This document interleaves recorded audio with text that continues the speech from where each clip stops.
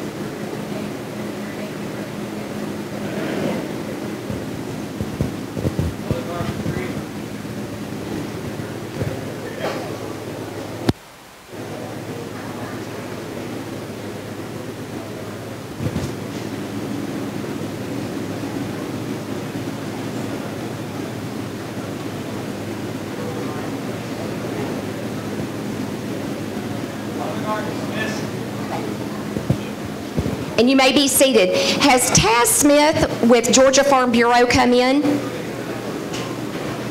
If Taz is able to be here, we'll ask him to make comments later in the program. We definitely could not have events like this without, of course, candidates that are willing to put themselves out in the community to give up time away from their businesses and their families to campaign and then to potentially ultimately serve on our behalf. But we also know that we can't have this event without great folks like our timekeeper, Jane Shelnut, who is going to make sure that you are on track.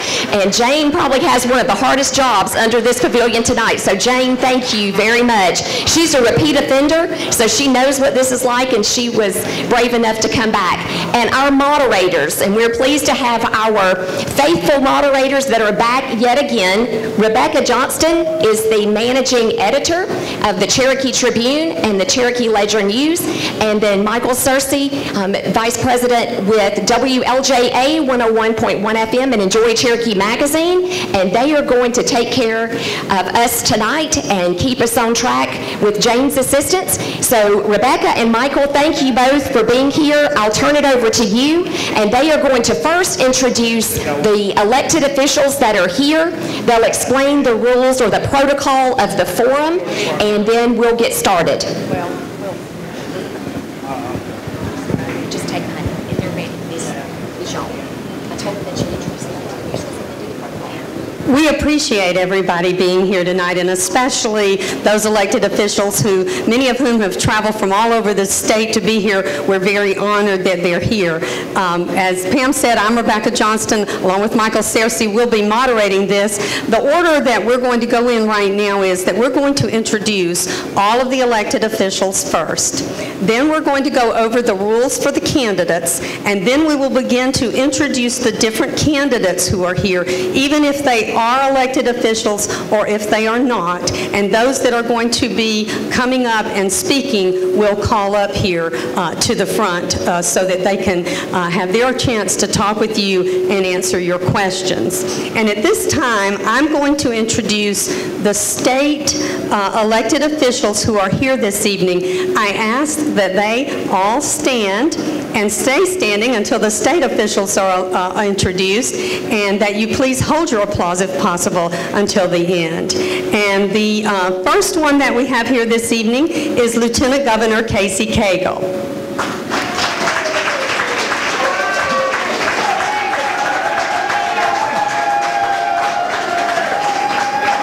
Attorney General Chris Carr. I'm not sure if Secretary of State Brian Kemp has arrived yet. Is he here yet? I know he's on his way. State Senator Hunter Hill.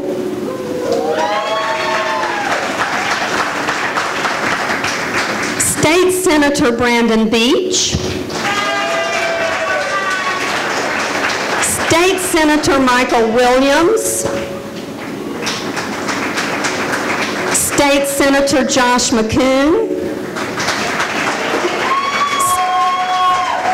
State Senator Renee Unterman from Gwinnett County. State Representative Mandy Ballinger, Cherokee County. State Representative Scott Turner, Cherokee County. State Representative Buzz Brockway.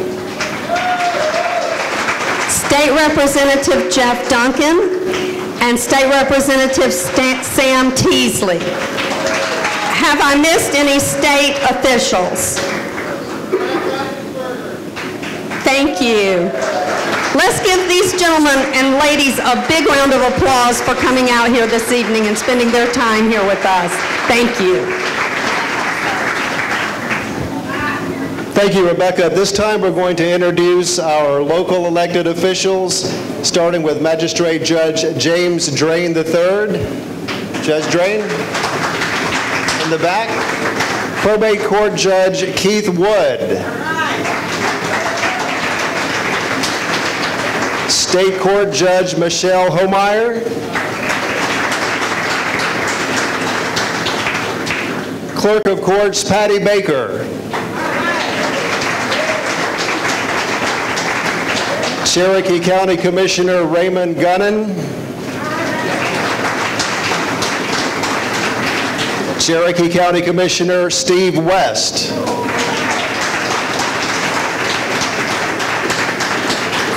Cherokee County Sheriff Frank Reynolds.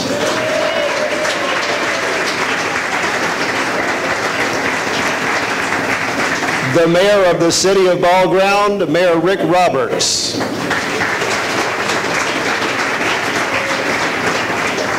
Mayor Steve Miller with the City of Holly Springs.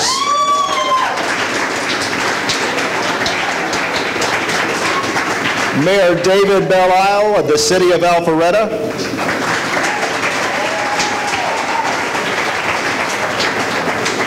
Councilmember Bill Grant with the City of Canton.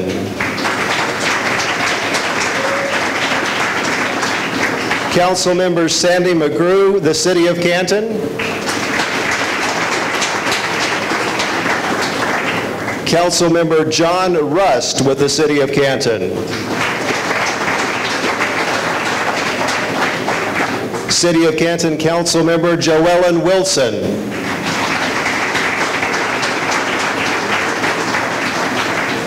Cherokee County School Board District 1 Representative Kelly Poole.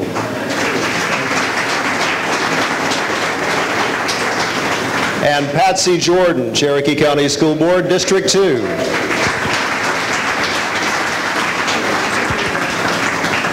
Are there any other local elected officials that we perhaps have missed this evening? Thank you all very much for being here.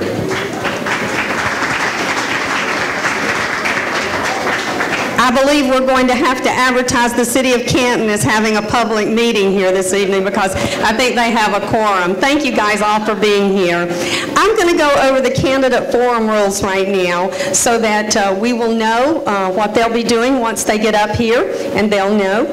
Only candidates, not their representatives, will be allowed to speak. Opening statements and introductions will be given in alphabetical order. Each candidate will have 2 minutes to give opening statements. Closing statements, which are restricted to 1 minute, will go in the opposite order. For races where questions are taken from the audience, each candidate will have 1 minute to answer the question. The order of questions being answered is at the moderator's discretion. Each candidate will have a chance to answer all questions, and candidates can call for rebuttal time and will have 1 minute to rebut. Every year I ask myself why we read this portion, but it's called Audience Protocol. You look like a wonderful audience.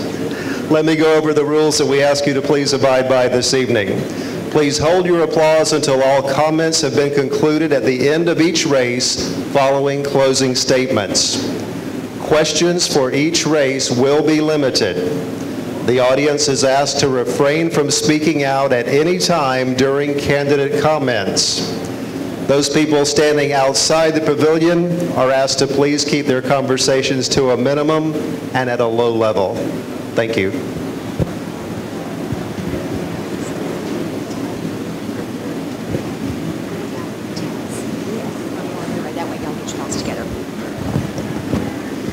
As Rebecca and Michael are preparing to ask the first candidate to come forward, I'd like to ask Taz Smith, who's the Assistant Director of the Governmental Affairs Division for the Georgia Farm Bureau. We're glad to have you back. It's a little bit further for you from Macon this time, wasn't it? We're glad you're here.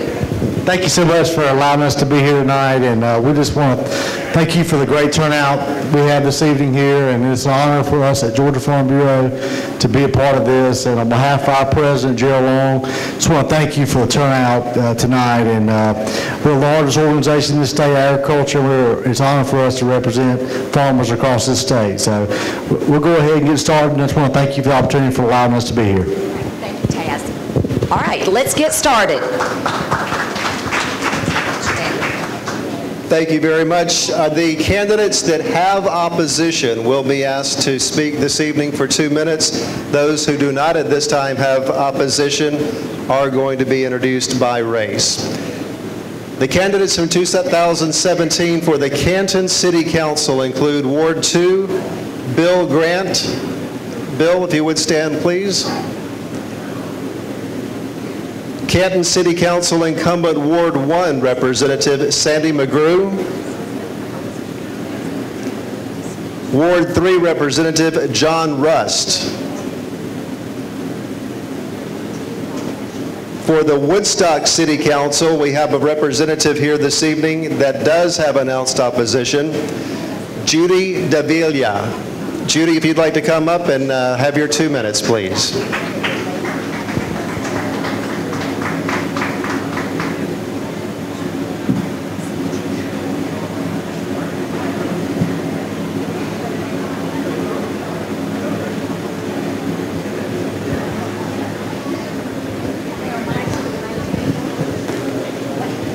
Thank you. Appreciate everybody here. Appreciate Cagles Farm for having this forum to let us introduce ourselves to you. I am Judy Davila, and I am running for City Council for the City of Woodstock. I have history in the City of Woodstock. My daughter was born in R.T. Jones Memorial Hospital, and that was when it opened in '62. I've driven down through Woodstock when there wasn't anything but the train depot and then those few stores on the right. I worked in Atlanta. There were no jobs in Canton or Ball Ground around there, so I had to drive to Canton. So I do have history when it had just the caution light. So I have seen the growth. Also, I have lived and experienced the growth because I've lived there since 2004. I've been involved. I was on the planning and zoning for over 7 years. And then also, one thing that I do that I am involved in the public, I am with the Cherokee County Volunteer Aging Council. What that means is that we are a nonprofit that helps seniors and veterans stay in their home. I do home repair. You can come see my calluses. I actually do home repair. I pull toilets. So I have a love for the people. I have a love for my community. I want to serve it further by being the city council person to stand. Also, we know we have traffic issues.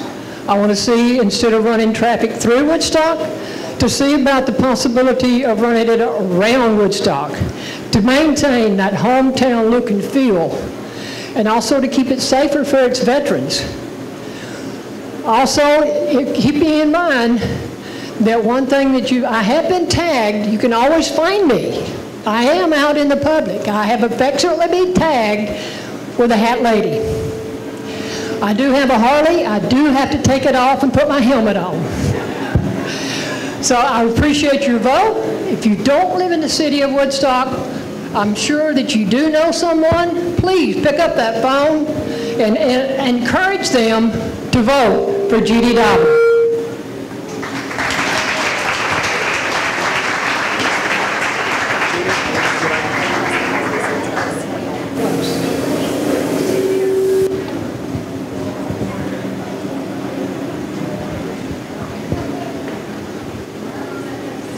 At this time, we'd like to ask the candidates, and I will introduce them right now, who are running for governor in 2018 to come forward and find a seat at the table. Lieutenant Governor Casey Cagle,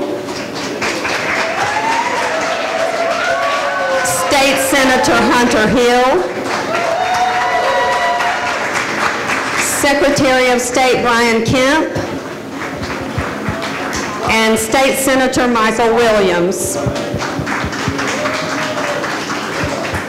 They're each going to be making their opening statements, and you guys can take a seat. You might want to sit in alphabetical order. It might help us. I'm not sure which mic that is. It would help us a little bit if you can. That's the process.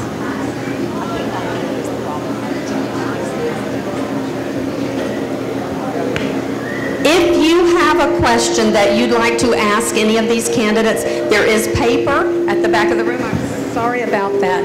Feedback. There's paper back at the back, and you're welcome to fill out a question. At this point, I'm just going to talk for a second until they have somebody up here to check on the mic. We're going to start the opening statement, and we'll be starting with Lieutenant Governor Casey Cagle.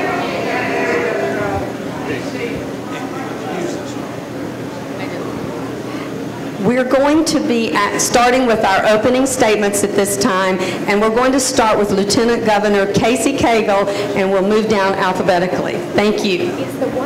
Wonderful. Well, thank you all very, very much for showing up tonight, and I promise that we did not rig this by being at the Cagles Farm, but it is good. It is good to be back in Cherokee County, and I want to first of all just thank you for all the support that you've given me here in Cherokee County. And obviously, we've got a beautiful state, and to be able to be the lieutenant governor of this state and to see the really up close and personal in being able to negotiate through the complex issues of public policy, but also making sure that we're expanding our economy and creating greater economic opportunity for all of our citizens in our state has been a very high priority. As governor, I'm going to be very focused on leading to make sure that Georgia continues to be the #1 state to do business in. And in order to do that, we have to do several things that I think are critically important. As you look at the growth that we're experiencing within our state, 4.5 million projected in 15 years, we have to build the infrastructure that we're going to need for tomorrow. In order to do that, we have to be willing to go under and over, and we have to prioritize with a 10-year strategic plan. Along with that, I believe it's time for a tax cut for the citizens of Georgia. A $100 million tax cut in the first 100 days is what I've committed to. The first $12,000 of income for a family of 4 will be tax exempt, along with making sure that we have economic development liaisons in every single agency that is focused on streamlining the bureaucracy to get businesses open and running, along with making sure that we're building a world-class workforce. As most of you know, I've committed myself to public choice and more options for education, college and career academies, Move On When Ready, dual enrollment, all of those things. We have 42 college and career academies today in our state, and when I'm governor, we're going to have every student in Georgia access to a college and career academy, abandoning the one-size-fits-all system and giving kids the skills that they need to compete in the workforce tomorrow. Thank you very much and look forward to your questions. Thank you. Now we will hear from Senator Hunter Hill. Good evening. It's great to be with you. I'm Hunter Hill. I'm a lifelong Georgian. I've lived my whole life in the state of Georgia, except for the time that I was at West Point. I got to play Army football, and the time that I served as an airborne ranger in the Army as an officer. I was chose to be an infantry officer, so I was school and ranger school. I led 5 different teams on 3 combat tours in Iraq and Afghanistan, 2 of which was with the 101st Airborne Division. I'm married to a beautiful wife, Shannon. I've got 2 kids, Hunter and Annie. I've been running a small business for the last 4 years, and I've been a state senator for the last 5 years. And I can tell you, there is so much more that we can be doing to move the conservative agenda forward in this great state. But it's not going to happen unless we elect a true conservative leader to be our next governor. And I can tell you this as well. When we look at every level of government, it's career politicians that have undermined the constitutional values and principles of our country and held us back from reaching our full potential. So, and then there's also career politicians who haven't fixed the challenges that we faced. So we have to elect a true conservative leader as our next governor, and I'm going to get into the details in the question and answer, but I just want to tell you thank you for inviting me. Thank you to the Farm Bureau for hosting this event, and I look forward to your questions. Thank you. Thank you. And our third candidate here this evening is State Senator Michael Williams.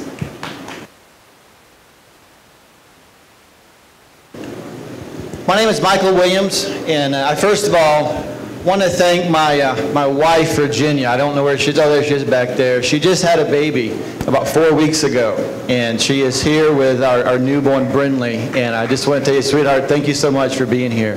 Many of you have probably never heard of me, have never heard of Michael Williams, and kind of wondering, you know, why is this guy wanting to be our governor? Some people have told me that my name ID is a disadvantage for me, that nobody knows who I am. I actually think that's a great advantage for me, because what that tells you is I am not a career politician. I've been busy my whole life raising my family. I just told you about my newborn. I've got 3 other children. I'm a CPA by trade, a small business owner. I used to own 18 Sport Clips haircuts here in Georgia as well as over in Alabama. I was busy running my business and taking care of my family. But you know what? I got fed up, I got tired of all these politicians telling us one thing during the election year, going down to the Capitol, going down to D.C., and doing something else. So I decided I can keep complaining about it or I can do something about it. So I ran for state senate 4 years ago, beating an entrenched Republican, 66 to 33%. I got down there and I realized these politicians, they're not working for us. They're not working for the people that elected them. They're working for the lobbyists and the special interests that finance their campaigns to put them in office. We just heard how Georgia is the #1 state in the country to do business. Matter of fact, it's been the #1 state in the country for 3 years in a row. We brought in 500,000 jobs over the past 5 years. But at what cost? We're giving away your dollars to companies to come into Georgia to bring in their jobs. But those jobs, they're subpar jobs. Here in the state of Georgia, our average income per citizen has gone down from 27 to 41st. Our average income for family, we're diverging from the average. We're now $4,500 below the national average. I'm here to represent you and the people that elected me in office, not a special interest in politicians. Thank you, and I appreciate your vote.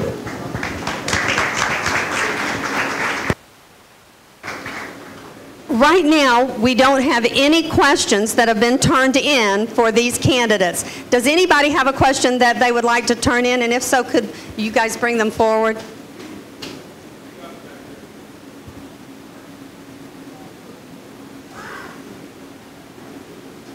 Okay.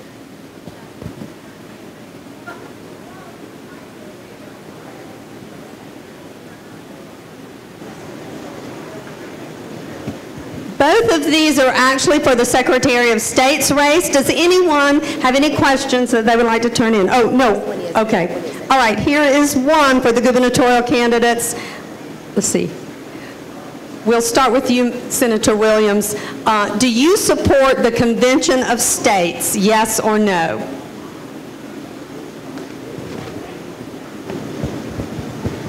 That's a very good question. And to be honest with you guys, I did. About 3 months ago, I was in full support of the Convention of the States, but I am being fed information that is kind of causing me to change my mind. Part of that being, we open up our Constitution, the Convention of the States, there's nothing that can make sure that Constitution doesn't get away from us. So the left, the liberals, they send somebody down there, and we have no idea what our Constitution might look like. I am an advocate, a firm believer that the Constitution of this country was inspired by God, and that we need to support the Constitution as written and not as a living document. So that's my position right now. Thank you. Same question goes to State Senator Hunter Hill. Thank you for the question. I believe in federalism. I believe in states' rights, and I believe in the power of states. And so therefore, if we can't get the change we need in Washington, we need a balanced budget amendment on our Constitution. All of us have served in the state legislature, and I can tell you right now, we would not offer a balanced budget every year if it was not the law to do so. That's why the federal government can't do it. So I've sponsored in the past a compact for a balanced budget amendment, which would put constraints around the delegates that would go to that Article 5 convention. I would prefer amendments to be placed on our Constitution through the congressional methods, but I don't believe that that's going to happen. So if states can band together to pass a constitutional amendment for a balanced budget, I would be in support of that. Thank you. Thank you. Same question to Lieutenant Governor Cagle. Well, I think all of us witness, even on the news today, what goes on in Washington and the challenges that we face with individuals not coming together to really put the best interest of our state. I value and appreciate what the President of the United States is doing on all of our behalf, trying to bring some sanity to the process. And I will tell you that certainly the repeal and the replace needs to take place across our country, and certainly here in Georgia. When you look at the amount of increases that individuals are experiencing in premiums, it's outrageous. The issue at hand in terms of the topic that was just asked, or the question that was asked, really is a question of the balanced budget amendment that needs to be done. In Georgia, I can tell you, we balance our budget. We make sure that we don't have the ability to print money like they do in Washington, D.C. And we do need change. We need real change in D.C., and we need people that are willing to fight for that change. And I can assure you that I would be willing to do whatever we can in terms of a constitutional convention in order to ensure that we're not saddled with a debt that Washington doesn't have the courage to deal with.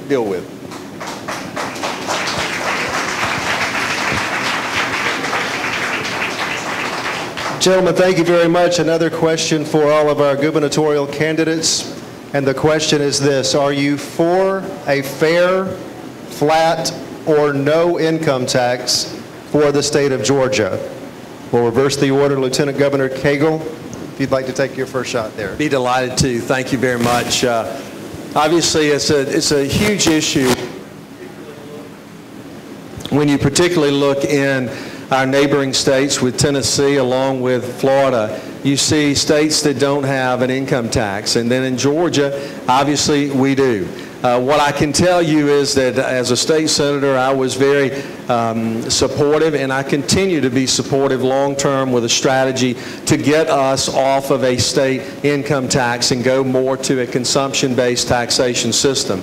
As I articulated a moment ago, a $100 million tax cut in the first 100 days. That is a fair approach, along with making sure that we continue to increase and put the CPI in place to put government on a diet, along with ratcheting out the brackets and trying to flatten out our tax code and allowing us to live on less funds and then broadening the base, because fundamentally you have to do that. I will tell you, however, that half the budget right now is state income tax, half of it is through sales tax, and in order to make that adjustment, you either have to change the base.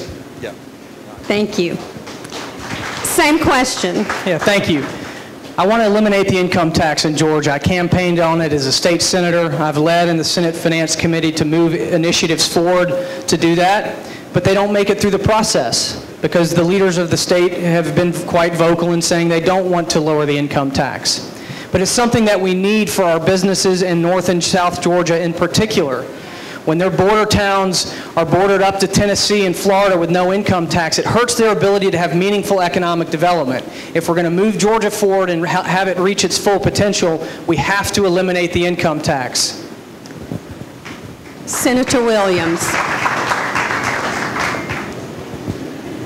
One thing that you're going to learn about me over this campaign season is that I shoot straight with you all the time. We have our current lieutenant governor up here talk about how he supports the fair tax, and he wants to eliminate the state income tax. He's been lieutenant governor for 12 years.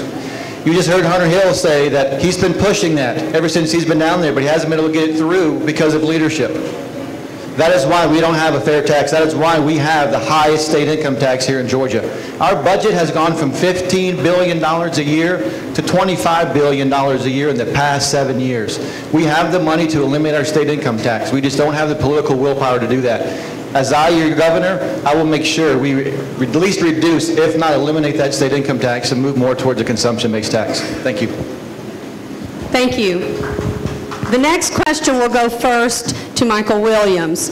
What do you actually plan to do to move our great state forward? That is a great question. As I already mentioned, we've got to eliminate our state income tax. We've got to reduce that. Here in Georgia, we can become the world leader in several industries. Financial technology, we already have 80-90% of all credit card transactions processed right here in Georgia. We have a company called the Intercontinental Exchange. They own the New York Stock Exchange as well as 11 other exchanges that transact over $1 trillion a day. We are the supply chain and the supply chain capital of the Southeast. We have the ability to become the world leader in these areas. Again, if we put small business and entrepreneurship at the center of Georgia, not big corporate and special interests. Thank you. Mr. Hill. I appreciate the question because that's what my whole campaign is about. How are we going to move Georgia to reach its full potential? The answer is simple. It's revert back to constitutional values and principles. We've got to implement a more limited government approach in Georgia. We cannot continue to be a jack of all trades and a master at none. We underinvest in the core competencies of government like transportation, education, and public safety because we're trying to fund billions of dollars on what I call low return activities. They were great ideas implemented by liberals back in the 60s, and we're still trying to implement them as Republicans. And we all want to help people. Every single person in this room wants to help people in their life, but the government is not the entity that's going to deliver value in terms of helping people. Communities, ministries, nonprofits, and businesses lift people out of their broken situations. The government doesn't do it. It traps people in a cycle of dependency. So what you're going to see out of my administration is in my first term, I'm going to double our investment in transportation without raising taxes. We're going to fundamentally reform education as well, and I've run out of time. Thank you. Same question to Lieutenant Governor Casey Cagle. Do you need me to read the question again? No, okay. I've got it. Thank you very much. I think the issue really is a question of where do we want to take the state in the next decade? What are the challenges that we're confronted with? And I mentioned that early on, that we certainly have to make sure that we're building out the infrastructure for tomorrow. What we witnessed with I-85 bridge collapse is our infrastructure was built for about half the size of the population. Sadly enough, our graduation rates in Georgia are 70%. We've been able to demonstrate through our College and Career Academy network that I created as Lieutenant Governor, where we have now 42, where we can move graduations from 70% to 98%. We've also demonstrated where we can increase the salaries from 16 for a normal high school student to 32. Now that's doubling their income. That is the opportunity for greater economic prosperity for every single citizen in this state. And that is the kind of governor I want to be, a governor that's going to be focused on true economic opportunity for all.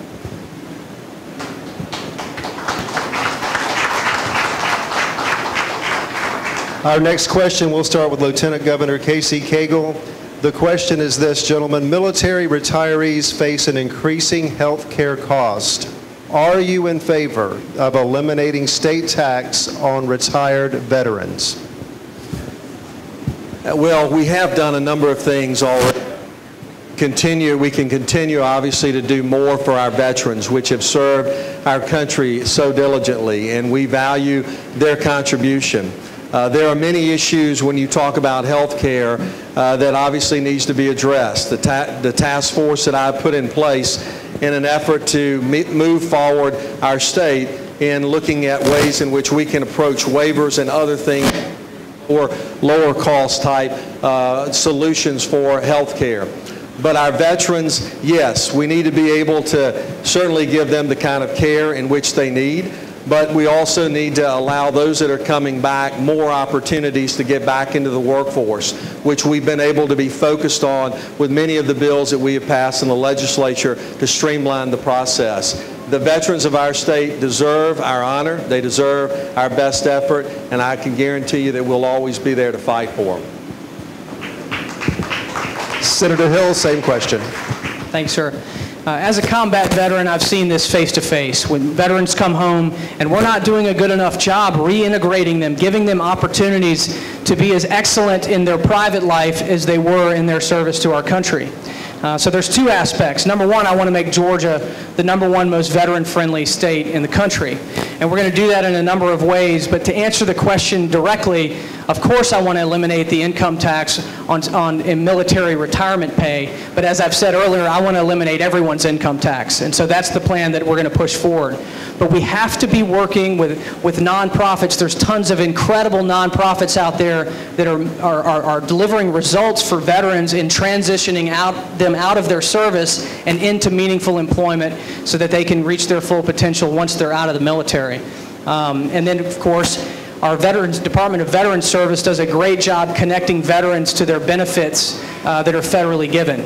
If I could change the VA, I would tell you this: we need to implement the free market principle of choices and options. Senator Hill, thank you very much. Thank you. Senator Williams.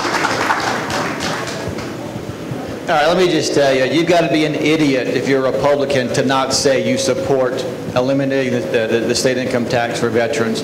But what I will point to is, over the past years, we have had billions of dollars of tax credits coming through for musicians, for music industries, for other businesses, but not a single bill to eliminate the tax on veterans. I do support that 100%. Not only do I support our veterans, I support our law enforcement officers. This past session, I had 3 bills that would help to take 3,200 of our law enforcement officers who qualify for food stamps. I don't know if you guys heard me right, but here in Georgia, we have 3,200 law enforcement officers that qualify for food stamps. I had a bill that would raise their salaries so that they would be able to support their families and not have to work 2 or 3 jobs. So not only do I support our military, I support law enforcement as well. Thank you very much, Senator Williams, and we'll start with you on this following question. Do you support parity for the members of the employment retirement system and the teachers retirement system. That's the employees retirement system and the teachers retirement system. Senator Williams.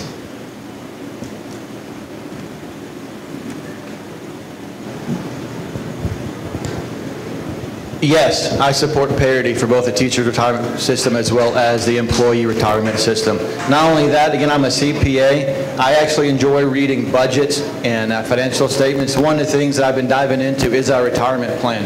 We spent $1.8 billion in administrating an $80 billion retirement plan, which is a culmination of all 6 of our plans. That's 2%. If anybody in here ever works in the financial markets, you understand that's highway robbery. Not only do I support the parity, I also support going in and making sure that we're getting more bang for our bucks when it comes to managing these systems. We can reduce that by at least half. Thank you. In short, I support parity, but there's a larger issue we need to talk about when it comes to our pension systems.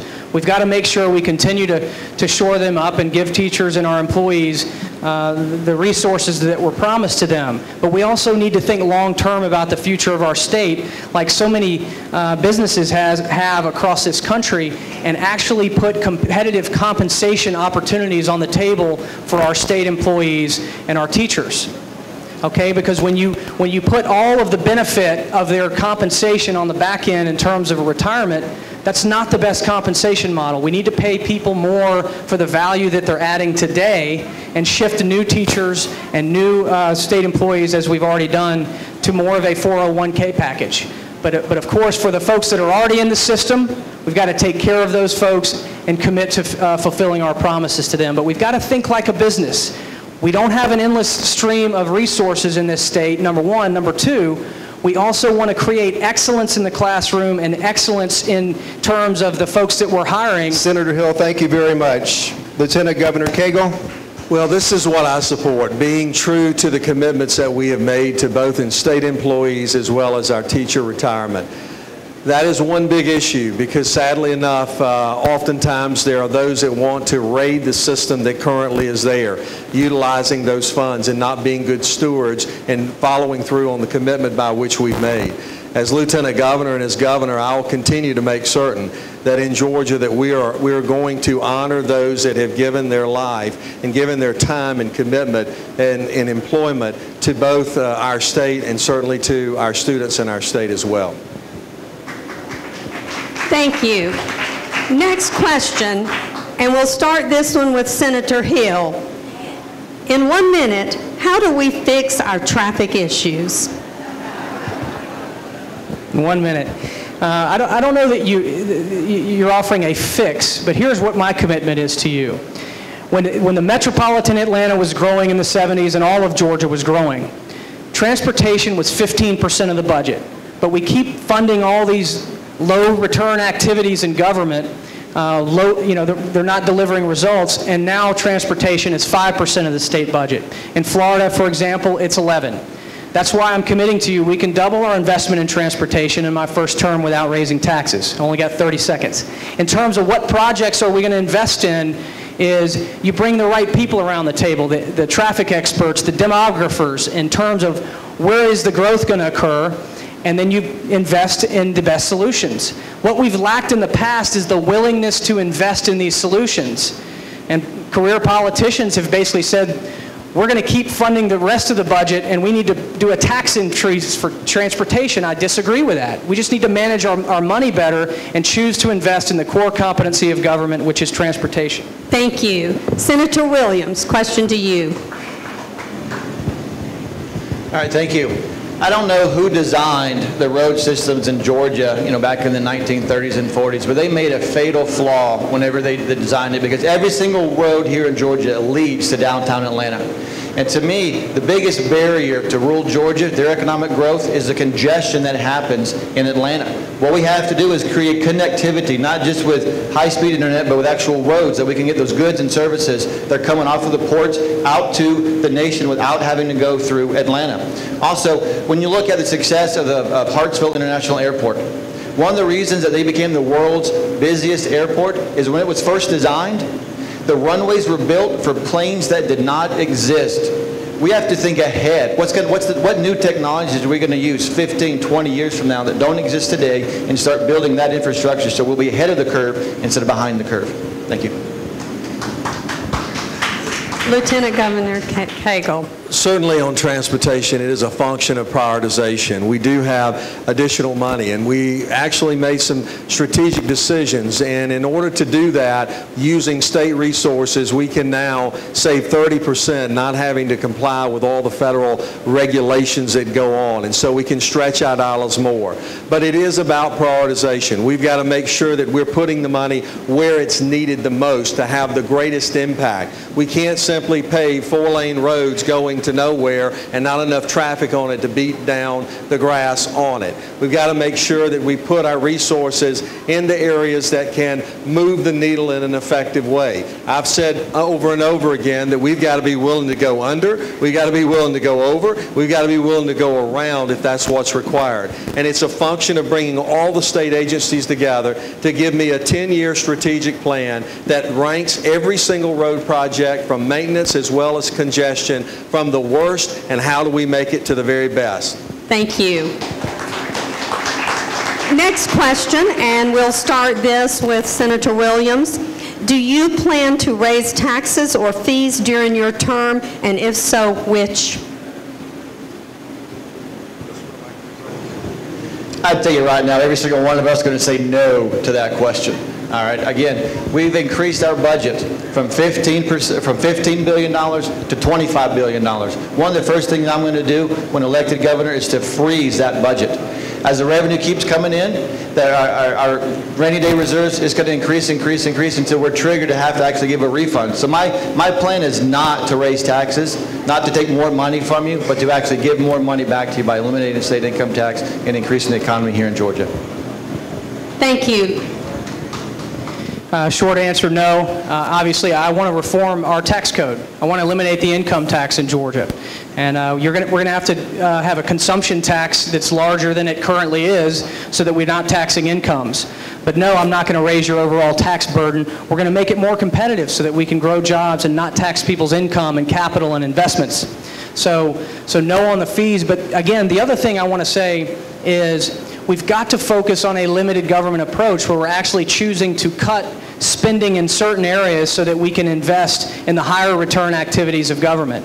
So, that's the plan, is we've got to choose those things that are not delivering results. In the business world, when you don't deliver results, you go out of business. But we keep bringing in your hard-earned revenue every year and keep flushing it down the toilet on low return activities, and under my administration, we're going to stop doing that.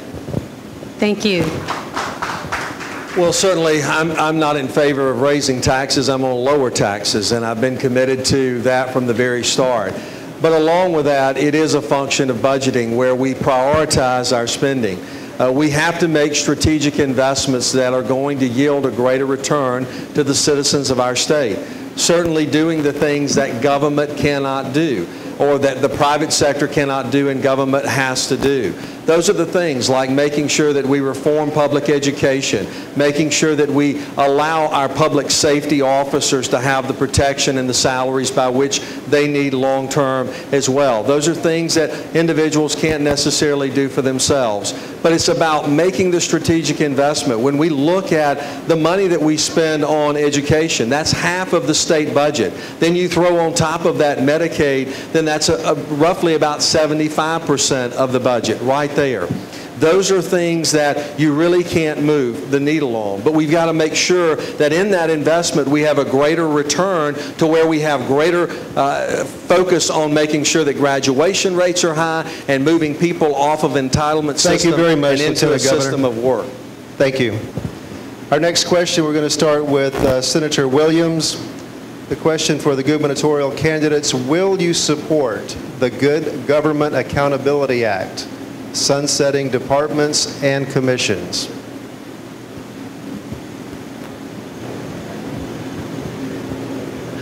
Absolutely, I support good government and I support financial responsibility.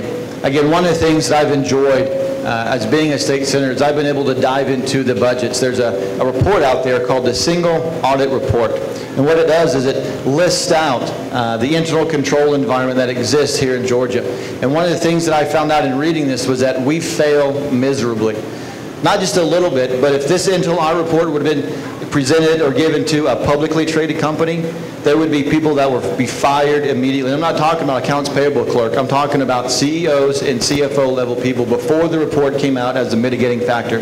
We have departments that are wasting our tax dollars. The Department of Corrections 3 years ago, they spent $33 million and they put it in construction and process. That account was audited. They can't find support for that $33 million. Where did $33 million go? I don't know, but who's being held accountable for that? When I'm elected your governor, I will make sure that we have accountability and fiscal responsibility here in the state of Georgia. Thank you. Short answer, yes, I do support that act. But again, that's the whole foundational principle of my candidacy, which is a limited government approach. We've got to make sure we're focusing and prioritizing the constitutional priorities of our state. That's education, transportation, and public safety. All of the rest of the items need to play second fiddle to those. And cutting programs that are wasteful is foundational to what we're going to be doing under my administration. So I do support that act. I think it was sponsored by Senator Thompson, and that's just a good government. It's actually a tool that we could use to hold ourselves accountable to making sure we're implementing my vision. Senator Thompson obviously is a good senator from here as well, but he certainly is very visionary and has been very committed to fiscal responsibility, and I applaud his efforts and look forward to working with him on that particular act. I do want to say that I fundamentally believe that transparency and accountability is critical in government. As public servants, we are here and entrusted with your tax dollars to make sure that it is spent on not only the right things, but that the return on that investment is great. I can assure you that you can be proud of Georgia, but we continue to need to be focused on making sure that we streamline state government, that it doesn't get out of control, that we bring back these agencies and allow our resources to be used in a way that ultimately benefits society as a whole. And we will continue to be focused on that as your governor, I can assure you. Thank you. We're going to ask 2 more questions. The next question will start with Senator Williams. Can you explain your position on the Second Amendment, and has it evolved over the years? I am an avid Second Amendment rights supporter. I believe in constitutional carry. I believe it is a God-given right that we have the ability to possess arms and defend our families from those that might choose to hurt us. That has never changed. We own guns in our house. My boys and I, we go out shooting, and I believe again that every single person in here, as long as they haven't committed a felony, has the right to bear arms. We don't need to have our names on a registry somewhere where the government come and take our guns if they so choose. Thank you. As I mentioned, I served 3 tours in Iraq and Afghanistan. I carried an M4, which is basically an AR-15, and I had a 9mm on my side. There's just as many dangerous cities in our country as there are in Afghanistan and Iraq at times. And so I understand the value of life. I understand the fact that in our Declaration of Independence, it was the first thing that was listed as a God-given right that we must protect. And that Second Amendment gives each and every citizen the ability to protect themselves and their family. It's a God-given right, and it's the, as we say, the right that protects all the others. It's also a check on the overreaching power of government, and the right to keep and bear arms shall not be infringed, and I will be your greatest advocate of defending that right. I think all of us obviously are strongly, or I assume that would be strongly for the Second Amendment protection. I have a record on that that dates back for a long time. I've always had an A rating, an A+ rating from the NRA, and continue to fight to make sure that no one comes and takes our right in terms of our Second Amendment. I'm a person who enjoys the outdoors, taught my boys how to hunt, how to fish, and how to enjoy this beautiful land that we have, and firearms has been a part of that life as well. I will continue to make sure that no one comes in Georgia and infringes upon any of our rights as it pertains to the Second Amendment.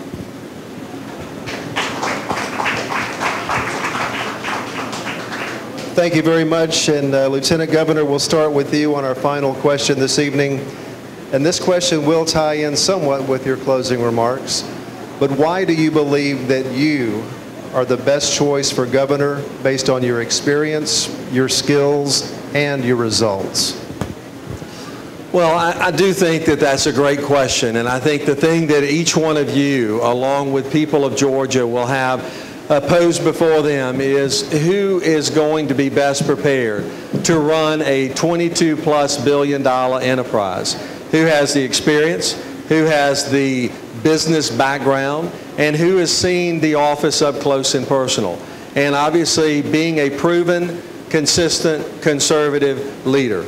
There's only one person in this race that has those credentials, and I will tell you that it will be on display. It is also about not just simply looking at the past, but it's about looking to the future of who has a real clear vision of how to lower taxes, how to create an opportunity that has a greater springboard for individuals that are in poverty, to give them the opportunity and the choice to experience a better way of life, not turning to a life of crime, not turning to a life of dependency, but turning to a life of self-sufficiency. That's what we want to do, and that's the kind of state that I'll be committed to building. I appreciate the question, and I will tell you, y'all have a very valuable role. Y'all are going to elect the next governor and set the trajectory for the next 30 years. And I'm honored to be considered for that position for this reason. I believe in a conservative governing philosophy, and I have the life and leadership experience to get that philosophy implemented into policy. Let's think about that. We've been campaigning as Republicans for 40 years on I believe in less government, less taxes, and more freedom. We've been given for many years the mantle of leadership in this state to implement that philosophy into policy. And folks hadn't done it. I've been championing conservative reforms for 5 years, and they don't get out of the Senate. And I'm not in charge of the Senate. So what I want to ask y'all to do is to consider the candidates very closely. I'm the only candidate in the race that has led 5 different teams on 3 combat tours in Iraq and Afghanistan. I've run a small business, and I'm not a creature of politics, but I know what's broken about government, and I'm going to propose to you the solutions to get it fixed. Thank you.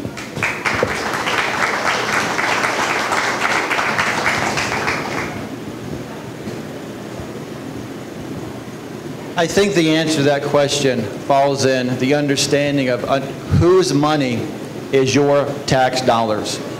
The first year I was elected, we went down to Georgia, and I was sitting in a budget meeting, and they threw up this chart, and it was a chart of the Georgia tax revenue. It was a good chart. It had an angle going up, and all the senators were in the room kind of clapping their hands and patting themselves on the back because, you know what, we're here in Georgia, we're doing a good job now because our revenue is going up. I started to go along with it, then it hit me. That money is not Georgia's money. That money is your money. And we need to make sure that we have somebody in office that understands that's your money and that we need to put it to work to the best utilization as possible. Again, I'm a CPA. I've audited and consulted multi-billion-dollar companies. I know how to handle finances, and I know that here in Georgia, we can do better than wasting $25 billion of your money. Thank you. All right, at this time, we're going to do our closing statements. We'll start with Senator Williams, then Senator Hill, and conclude with Lieutenant Governor Cagle. You probably guys, y'all have probably figured out I'm a no-nonsense, straight-shooting kind of guy. All right, and I'm going to tell you this. Right now in the state of Georgia, the interests that are being represented and supported down the Capitol are the interests of the lobbyists and the special interests, not the people of Georgia. That's also what's happening down in D.C., and that's one of the reasons why I was the first elected official here in Georgia to come out and support Donald Trump for president. I knew that we needed a president that was not beholden to lobbyists and to special interests that could go down there and clean up the mess as Washington, D.C. You look at disclosures of everybody running for governor here in Georgia. What you'll see is they're being supported by lobbyists, special interests, and small groups of people. I am the only candidate that is financing my campaign and relying upon small dollar donors across the state of Georgia to win this race. I appreciate your support and vote, and if you want to learn more about me, you can visit williamsgeorgia.com. Thank you. I want to say thank you again for inviting me and allowing me to be a part of this. We don't have forever to make the changes that we've all believed in and campaigned on for years. Our government is broken at the federal level. It's also broken at the state level, because think of us as we're just a small microcosm of the federal government. But with Republican leadership, 2/3 majority in the Senate and the House, and with the governor's office, we can make meaningful conservative reforms that are better for our citizens. We can eliminate the income tax. And I can tell you this, I've sworn oaths to support and defend the Constitution against all enemies, foreign and domestic. And I've faced the enemies of our country, the foreign enemies of our country, and I can tell you that Islamic terrorism will never bring our country to its knees. What will bring our country to our knees is us. It's weak-kneed politicians that undermine the values and principles that made our country great. And you have the opportunity to stand in the gap and vote for a true conservative leader, and I hope you choose to vote for me. Thank you.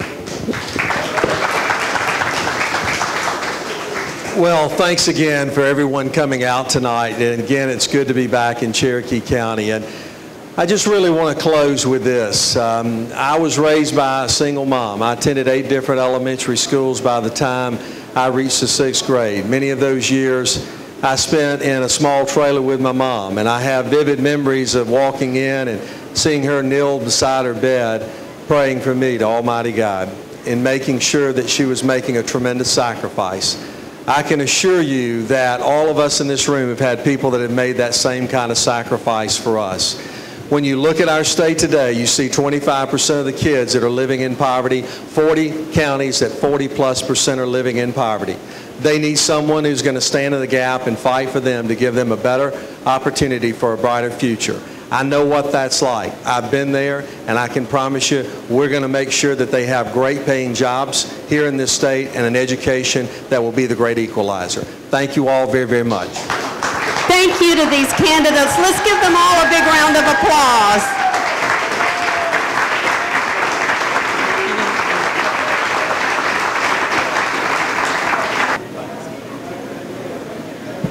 Good evening. How's everybody doing? This is a home game for me. I live 20 minutes as the crow flies that direction. I got to tell you, my wife and kids are happy. I'm going to be home early tonight. I think we're going to get some ice cream and get tucked. Isn't this a beautiful part of the state that we live in? Look at this. This is a great place to raise your family, a great place to run your business. So I get asked this question everywhere I go: why am I running for lieutenant governor?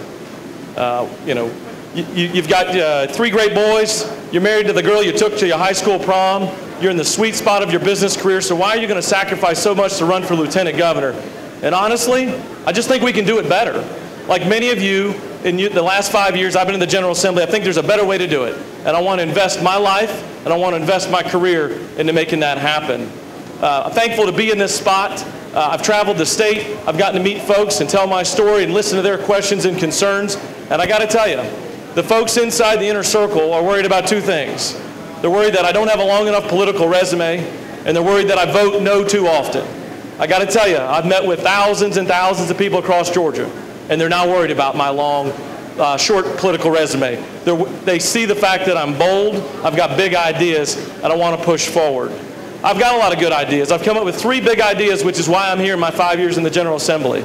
I've come up with the Cargo Theft Act, which dropped cargo theft 68% in the state of Georgia. I've come up with Michael's Law, which now requires bouncers to be 21 years old in all of our college towns and to protect our kids and to help the underage drinking problem we've got. And I wrote from scratch the Rural Health Care Relief Act, which is going to bring $200+ million to 54 rural hospitals and help change the direction that they're headed in. My opponent's running around saying that I vote no too often and I'm too conservative. But I got to look you straight in the eyes and say I will not apologize for being too conservative. And nobody in this room should apologize for being too conservative. I can promise you this, I'm not the next guy in line, but I will work hard. I'd ask you to play for Team Duncan. Thank you very much. Thank you for being with us this evening. That's Senator Jeff Duncan, State Representative Jeff Duncan, who's running for Lieutenant Governor. At this time, I'll turn it over to Michael. All right, a candidate that is here this evening for running for the position of Attorney General is Chris Carr. Chris, you have no announced opposition, so you're not speaking at the podium this evening, but I'm sure that you will be available after the forum for people to talk with you, get to know you, and Chris, can you stand and make yourself available? There you are. All right, thank you very much. At this time, we'd like to invite the candidates for Secretary of State to our podium. Mayor David Belle Isle, State Representative Buzz Brockway, State Representative Brad Raffensperger, and State Senator Josh McCoon.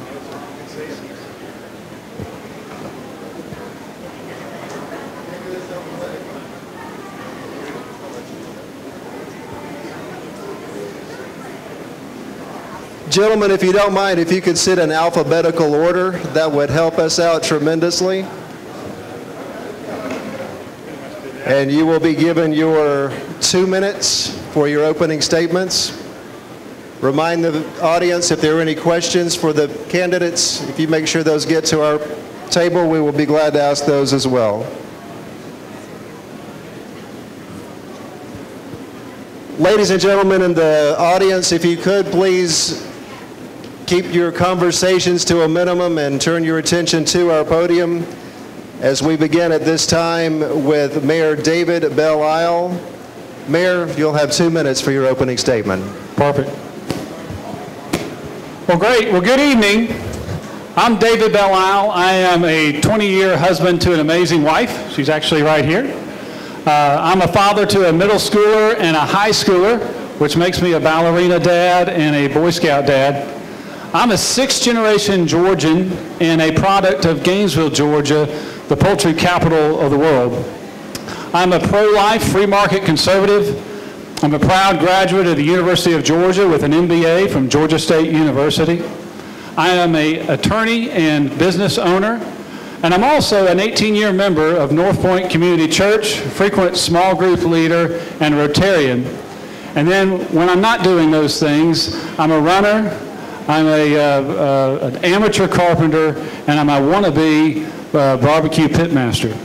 So maybe I'll get started on that later. But I am the mayor of Alpharetta, and I'm also a candidate for Georgia Secretary of State.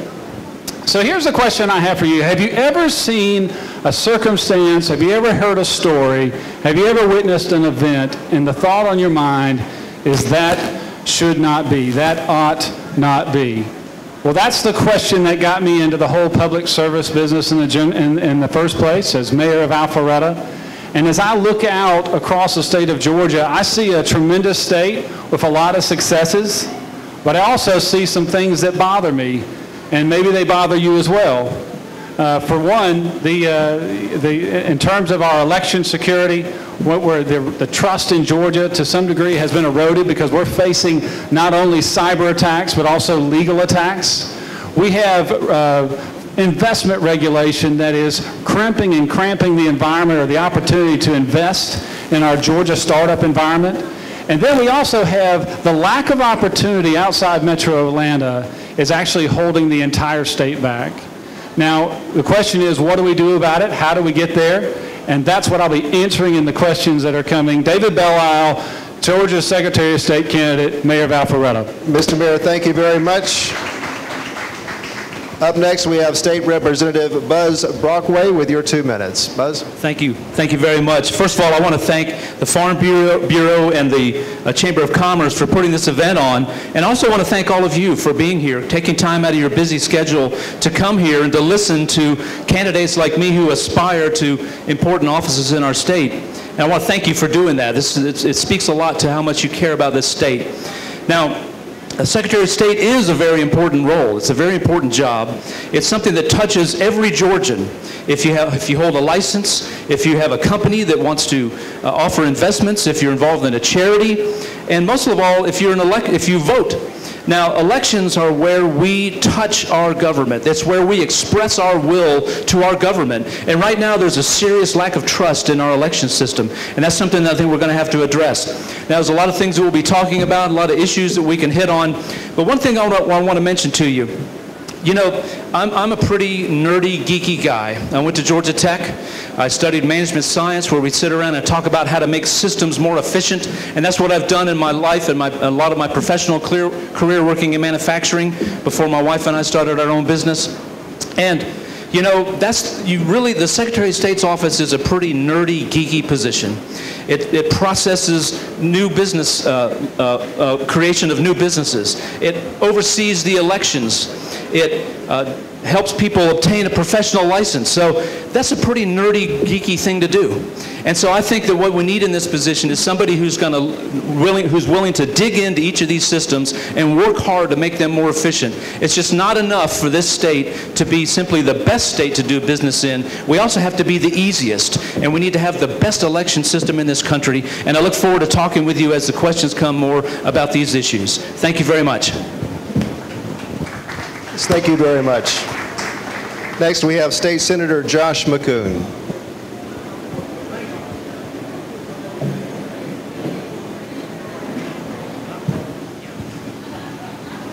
Thank you very much. I'm Josh McCoon. I'm running to be your Secretary of State.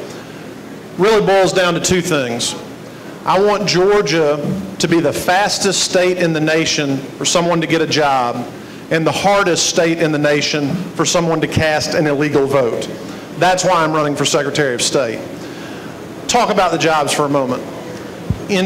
Nationwide, Americans for Prosperity conducted a study and found 5.4 million new jobs would be created if we would make it easier to obtain professional occupational licenses. There's a real opportunity for the next Secretary of State to reform licensing in a way to connect people to honest, hard work. And that's something that I'm going to be committed to as your next Secretary of State. What about elections? Democrats and the far left can't change Georgia election law at the General Assembly because Republicans control the General Assembly. So what they do instead is they run to the courthouse and get Democrat judges to rewrite the law in the middle of an election. Whether it's adding 10,000 voters to the rolls in the recent election Karen Handel won, or it's suing to demand that ballots be printed in a language other than English. Now, I don't know about you, but the United States citizenship exam requires basic understanding of the English language. Is it too much to ask that when people go cast their ballot, that they understand English well enough to vote? That's something I believe we have to stand for, we have to insist upon. We need honest elections, we need fair elections, we need elections that you can be assured that the result is accurate and fair. And as your Secretary of State, those are the things I'm going to focus on: connecting Georgians to opportunity and ensuring the integrity of our electoral process. Thank you very much. Senator Raffensperger.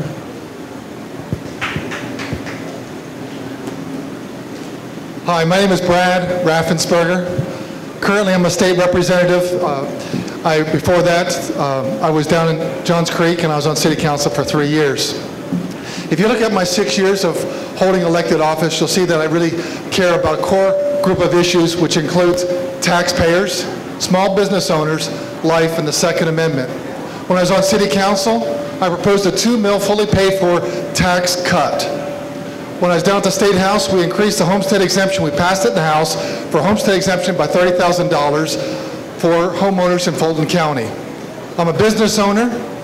I have a construction manufacturing plant in Columbus, Georgia, and I also have one up in Forsyth County. And because I do business in about 35 states, some states make it really easy to do business, and other states make it really hard. Georgia makes it easy, but we can always do a little bit better. So last session, we passed a bill so that a corporation can renew their license for up to 3 years. And that's really important. The other thing is when it comes to election, I think let's keep it simple. Only American citizens can vote. So when we define it like that, then we'll start determining what we do and how we do that. We do have to upgrade our voting machines. They were put into service in 2002, and we need to get people together to figure out what the best program is going forward. The other thing that people need to know is that their private voter information is private. If you look at your voter registration card, you have a unique number.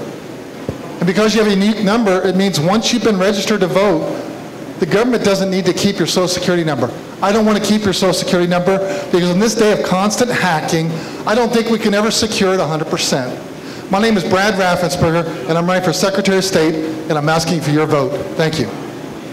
Thank you. All right, we'll go to the question portion, and I will start with Representative Brockway. How will you continue to combat voter fraud? Well, thank you for the question. The key to combating voter fraud, it really starts with maintaining the voter list. And you might have read in the newspaper that the ACLU has filed a lawsuit as the local elections boards are in the process of making sure that their voter lists are clean. So we're going to have to fight, the Secretary of State is going to have to fight that very hard. We have to protect the voter list. Georgia is part of a consortium of states that compares voter lists, and really what that does is help us try to figure out who has moved from one state to another, and that's very important. There's another group called ERIC, and it's an acronym that I can't remember, I'm sorry, but they compare also the death certificates. And so we're going to have to, I think we should take a look at getting involved in that too, but if you want to stop voter fraud, you have to start with maintaining clean voter lists. Thank you. Thank you. Same question to Senator McCoon. I think the biggest challenge facing Georgia when it comes to voter fraud is the fact that we have issued over 20,000 driver's licenses to illegal aliens. And when you do that, the driver's license, as you know, it's more than just a card we use to drive the roadways. It is the gold standard when it comes to identification. That is a built-in invitation to voter fraud, and it's something that we need to correct right away.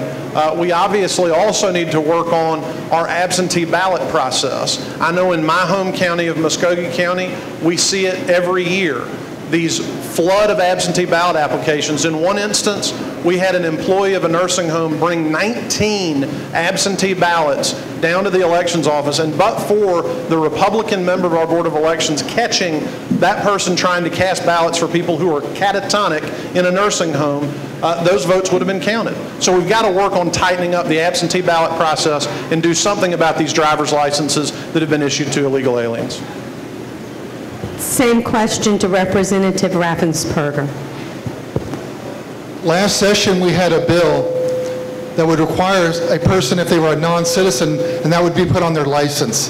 That's the first part of the process to make sure that non-citizens can't vote. Because when you come time to vote, or time to register, you're going to show your driver's license. We need to make sure that only American citizens can be registered to vote. So that's the first thing. Number two is making sure that when people move in from out of state that they show the right documentation so that you know that they are a legal resident of the state of Georgia and are American citizen. The other thing is that we do need to make sure that we do compare the death certificates, and we do that repetitively, and we do, quote, purge the voter rolls to make sure that we have live, active voters so that you don't end up with inactive or people that have already deceased.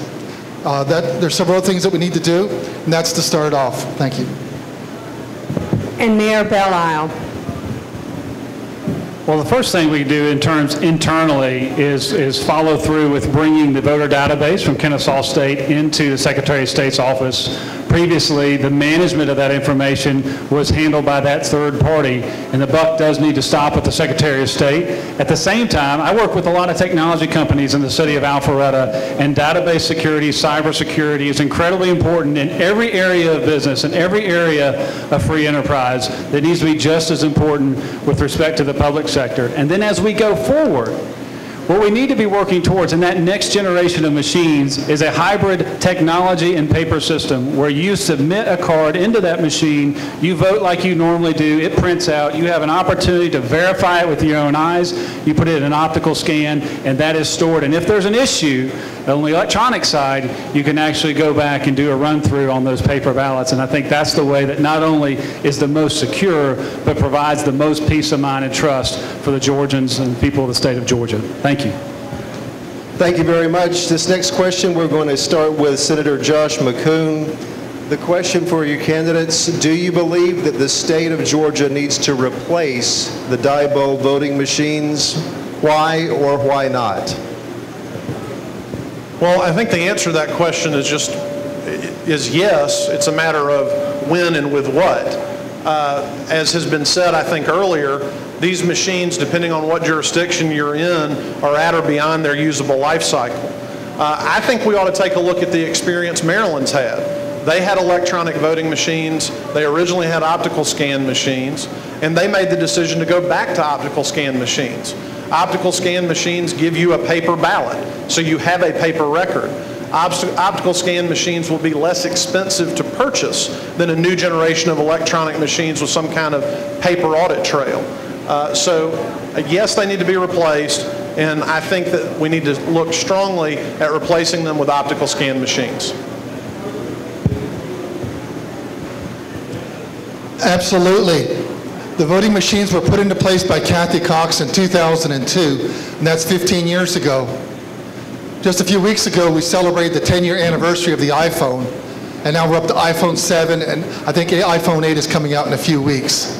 So the technology needs to be upgraded, and we will need to look at a new machine. The question is, what is that going to be? Some of the most favorable comments I've heard about is the old optical scanner systems I know that Gwinnett County used. So that's one of the things that needs to be on the plate.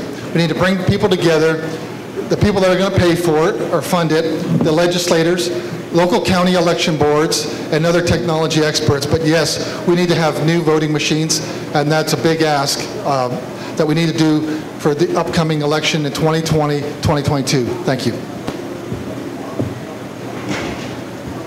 Well, obviously, from my previous answer, I certainly support new machines as we go forward. The question is, how are we going to pay for it? You know, the best estimates I've heard is that it's $110, maybe $120 million.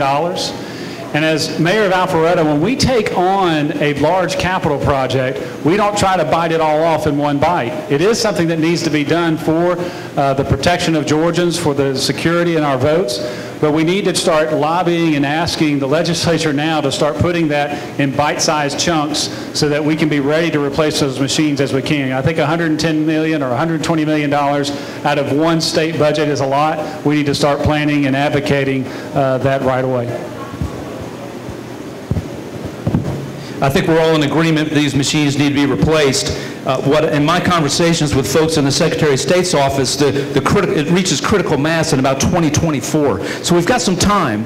And I think what we need to do is we need to have an open process that involves the public, that involves legislators and experts, and brings everybody to the table and says, yes, let's figure out what kind of election system Georgia wants. What we had in 2002 was Kathy Cox said, I want that machine right there. And she unilaterally pushed that all across the state without any input from any experts and without the public buying in and saying, yes, this is the kind of system we want. So we need an open and transparent process that involves the public, that figures out a way to pay for it, that figures out what's the best way to do this. And here's a serious problem. There are 3 manufacturers that control 92% of the voting machine market. That's not enough. We might need to look outside the box, and we've got the technical expertise in this state to do that and figure out a good system for Georgia. Thank you. Our next question, and we'll start with Representative Raffensperger. Do we need paper backup on our election ballots?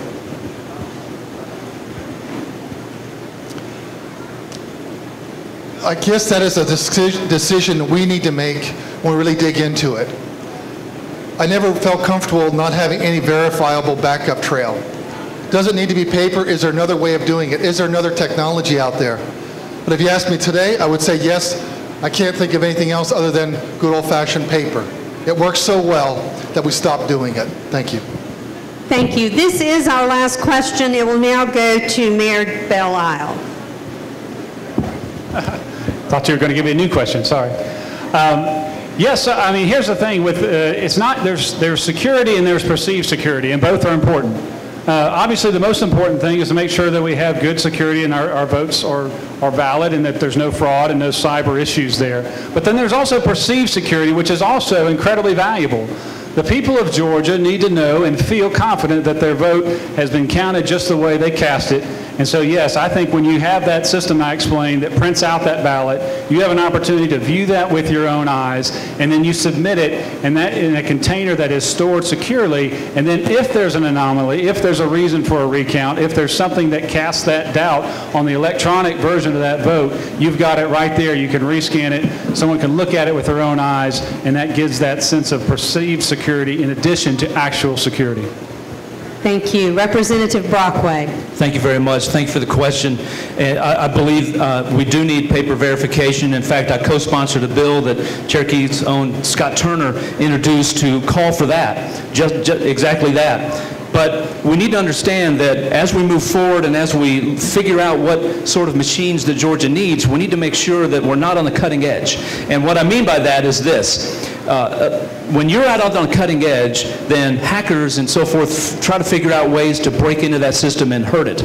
And so elections technology needs to be a little bit behind the curve so that we know for sure that it's secure. Yes, we need paper backup, we need verifiable audit systems, and we need a system that our voters can trust. And finally, Senator McCune. Yes, we definitely need a paper record. Thank you very much.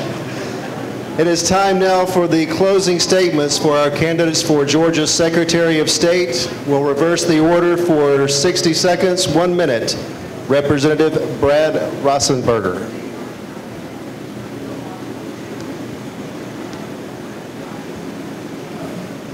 We moved here to Georgia in 1982, and Trish and I, we built a life here, raised 3 kids, built a business. And I love Georgia and love the people. I don't know if I ever would have become a Christian if we didn't move to the South, so it's a very special place to us. At the end of the day, I think people want government to be smaller, more responsive, and you want to know that we're listening to you. And that's why I ran for political office 6 years ago. I felt that people weren't hearing what we were saying. We're paying all these taxes, and who's looking out for the taxpayer? So that's why I ran, and that's what I do every day. As your Secretary of State, I'll be listening to the taxpayer, the business person. What can we do to make Georgia a little bit better? I'm asking for your vote. Brad Raffensperger for Secretary of State. Thank you. Thank you very much. Up next, Senator McCune. Well, thank you for the opportunity to be with you this evening. Very simple. I'm running for this office because I want Georgia to be the fastest state in the nation for someone to get a job and the hardest state in the nation for someone to cast a vote illegally. The Democrats are going to have Georgia on their radar in 2020.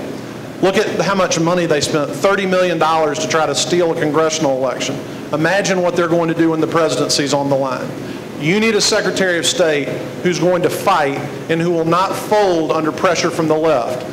People that have served with me in the legislature know if there's one thing you can say about me, I will not back down from a just cause.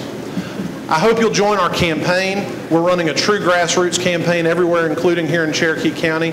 I'm proud to announce my friend Kevin Wright is going to be serving as our county chairman here. We're going to work very hard to earn your trust and earn your vote. My name is Josh McCune. I'd be honored to have your support to be Georgia's next Secretary of State. Representative Brockway. Thank you. Again, thank you for inviting us all to this forum, and thank all of you for being here tonight. You know, one of my favorite movies is the movie Braveheart. There's a great scene in there that I think describes our political moment right now.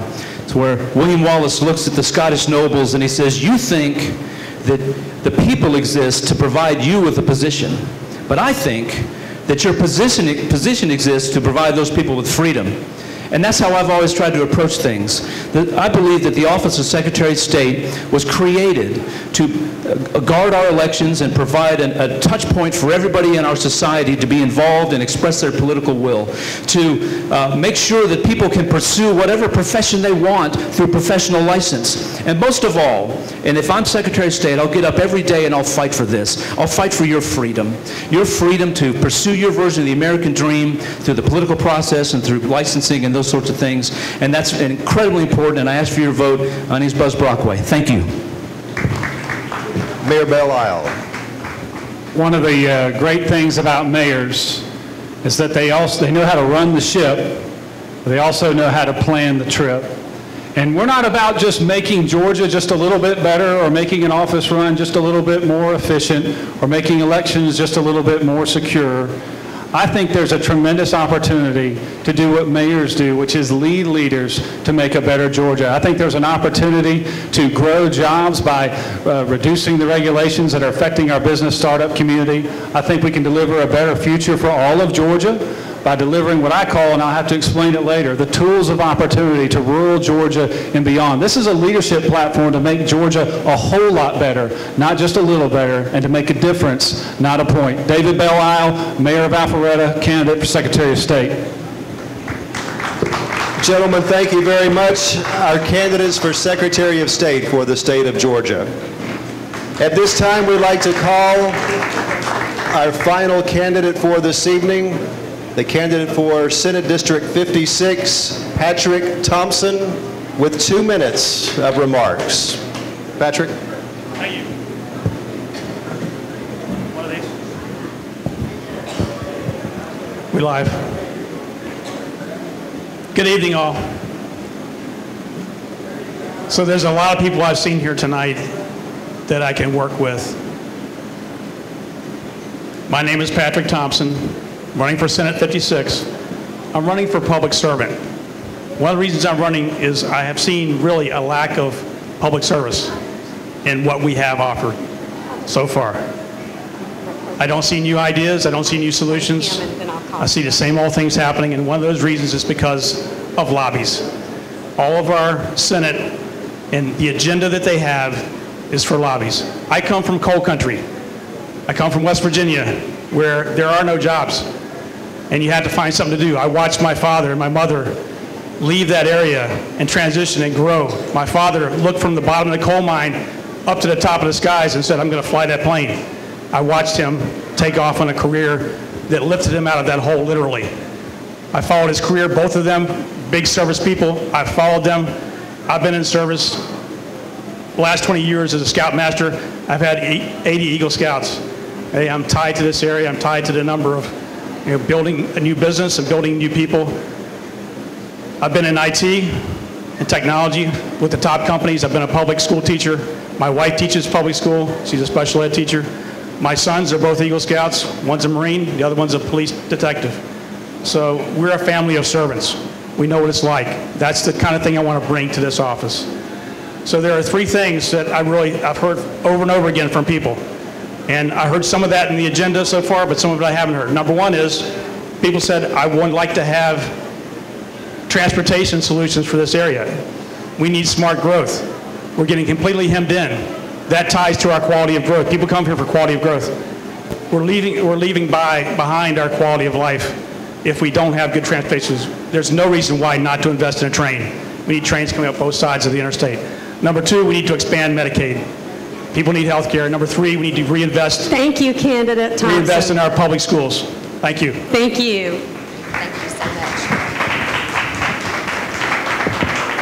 Thank you to all the candidates who took their time tonight to be here. Thank you to all of you who have come out to hear about the issues and what these candidates stand for. And it's going to be an interesting campaign season as always. And so we appreciate the fact that you're an interested voter and you need to help educate those who did not take the opportunity tonight to come out. We will be back in April with a forum that will prove to even have even more candidates. So we look forward to you joining us then.